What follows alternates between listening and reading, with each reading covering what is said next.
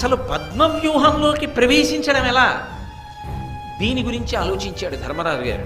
ఆయనకి జ్ఞాపకానికి వచ్చింది, సుభద్రార్జునుల యొక్క కుమారుడైనటువంటి అభిమన్యుడు పద్మవ్యూహంలోకి ప్రవేశించగలడు. అందుకని ఆ పిల్లవాడి దగ్గరికి వెళ్ళి అడిగాడు, పద్మవ్యూహాన్ని రచించాడు గురువు, నువ్వు ప్రవేశించగలవా అని అడిగాడు. ఆయన పరమానందపడిపోయి, కృష్ణ భగవానుడు ఆనందపడిపోయేటట్టు, మా తండ్రి సంతోషపడిపోయేటట్టు, గురువు ద్రోణాచార్యుల వారు మెచ్చుకునేటట్టు నేను ఇవాళ పద్మవ్యూహాన్ని భేదించి లోపలికి వెళతాను.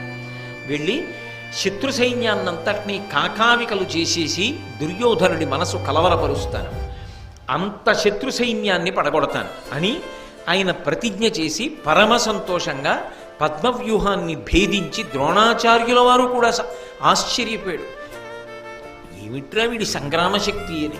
ద్రోణాచార్యుల వారిని దాటి పద్మవ్యూహంలోకి వెళ్ళిపోయాడు. ఆ పద్మవ్యూహంలోకి వెళ్ళిపోతూ